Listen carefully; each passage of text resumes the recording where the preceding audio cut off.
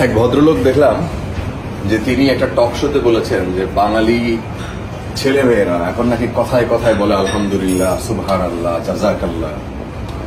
এবং ওনার যে মোটিভটা, কথা বলার যে উদ্দেশ্যটা দেখলাম, সেটা হচ্ছে যে বাংলা ভাষায় নাকি শব্দের মিশ্রণ ঘটতেছে, আর অ্যারাবিক শব্দ, এবং সেটা শব্দ দূষণ। উনি মূলত এইদিকেই, আমার কাছে মনে হয়েছে যে এইদিকেই ইন্ডিকেট করছেন।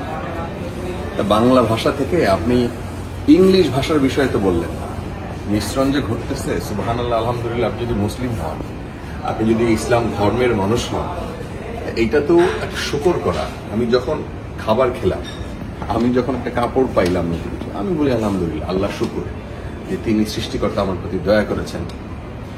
আমি যখন ভবিষ্যতে কোনো কিছু একটা করব, আমার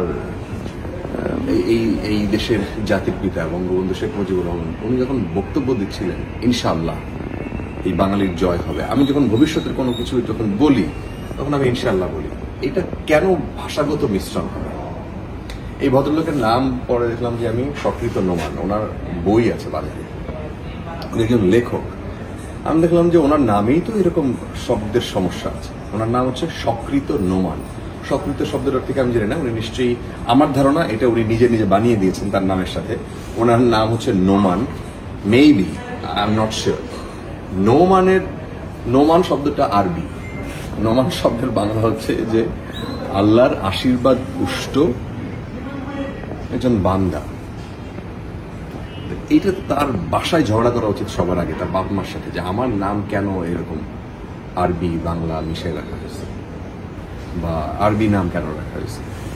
এটা কোন দুঃখে? এই যে আমার হাতে বোর্ড, ইংরেজি শব্দ, চেয়ার ইংরেজি শব্দ, টেবিল ইংরেজি শব্দ, খাতা ইংরেজি শব্দ, আমার মোবাইল, আমার টাই, কোট, শার্ট, সব ইংরেজি শব্দ। আমি যা যা দেখি চারপাশ, লাইট, ফ্যান, এই যে এসি, ইংরেজি শব্দ। বাংলা ভাষার শব্দ তো এইভাবে মিক্সড আপ হয়ে গেছে। আপনাকে যদি এই বিষয় নিয়ে কথা বলতে হয়, আপনার যথেষ্ট জেনে শুনে কথা বলতে হবে। আপনি একজন লেখক মানুষ, আপনার আরো সতর্ক হয়ে কথা বলা উচিত ছিল। আপনার মানুষকে, এটা একটা টেন্ডেন্সি হয়ে গেছে, একটু কাছে আসুন, এটা একটা টেন্ডেন্সি হয়ে গেছে যে আপনি ধর্ম পালন করেন, এবং স্পেশালি মানে ইসলাম ধর্ম পালন যদি আপনি করে থাকেন, আপনার উপরে যেন খ্যাপা সবাই।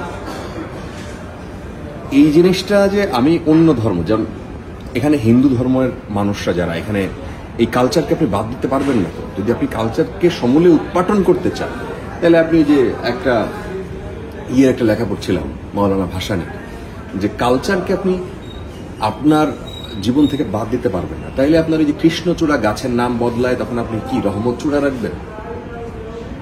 এটাকে আপনার উল্টায় ফেলাটা ঠিক না, কিন্তু উদ্দেশ্য প্রণোদিতভাবে আপনি একটু আধুনিকতা দেখাইতে গিয়ে আপনি এই শব্দটা প্রয়োগ করছেন, যে যারা ধর্ম পালন করে কথায় কথায় আলহামদুলিল্লাহ, সুবহানাল্লাহ, মাশাআল্লাহ, জাযাকাল্লাহ। অসুবিধাটা কি? আপনার এইখানে আপনি দেখেন একজন খ্রিস্টিয়ানের নাম, তার নাম দেখলে আপনি বুঝবেন যে সে মানুষটা খ্রিস্টিয়ান ধর্মের। তাকে অসম্মান আপনি কেন করবেন? নাম দেখলে বুঝবেন সে মুসলিম, নাম দেখলে বুঝবেন যে সে অন্য কোনো ধর্মের হতে পারে। এখন মুসলিমরা বাংলা নাম রাখতেছে, এটা তার একদম ইচ্ছা, কিন্তু আপনি এখানে কাউকে ছোট করতে পারেন না। এখানে ভাষাগত কোথাও কোনো সমস্যা নেই। আপনার ভাষাগত সমস্যার কথা যদি বলতে হয়, তাহলে আপনি হিন্দি ভাষা নিয়ে বলেন, বাংলা ভাষায় নতুন করে হিন্দি ভাষা ঢুকতেছে, বাংলা ভাষায় নতুন করে ইংলিশ ভাষা ঢুকতেছে। আরবি নিয়ে আপনার কেন এরকম জ্বলবে? সেটা নিয়ে না, মানে এত আধুনিকতা দেখাইতে গিয়ে, বুঝাইতে গিয়ে, মানে আমরা এক ধরনের প্রগতিশীল, আমরা একটু এক ধাপ আগায়, এইটা বোঝানোর জন্য এই যে যারা এটা করেন, এই ধরনের ধর্মের বিরোধিতা করেন, আমি যে কোনো ধর্মের বিরোধিতার কথা বলছি, তুমি কাছে আসো ভাই, সব যে কোনো ধর্মের বিরোধিতা করছে, আমি সব ধর্মের পক্ষে। আমি বলি যে ধর্ম হচ্ছে শান্তির পৃথিবীতে। যে ধর্ম পালন করে আর যে ধর্ম পালন করে না, যে ধর্ম পালন করে সে যে পালন করে না তার থেকে ভালো। পৃথিবীতে কোন ধর্মকে এরকম খোঁচা দিয়ে, এবং এই শব্দটা আপনি আরেকজনের মনেতে কষ্ট দিল, একজন ধর্মপ্রাণ মুসলমান তার মনেতে কষ্ট দিল, আপনি কেন বলবেন এই কথা? আর একটা বিষয় ইদানিং আমি দেখছি যে ফেসবুকে, ইউটিউবে, এই যে মুসলিম ধর্ম, ইসলাম ধর্ম সম্পর্কে যে নাস্তিক যারা, তারা সরব, তারা বেশ ঘটা করে পালন করতেছে, মানে প্রচার করতেছে।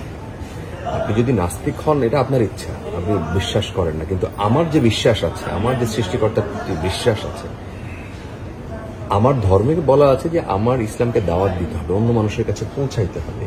সে যদি আমার আচরণ দেখে, আমার কথাবার্তা দেখে, আমার ধর্ম পালন দেখে সে যদি মনে করে যে এই ধর্মে আমার যাওয়া উচিত, যাবে।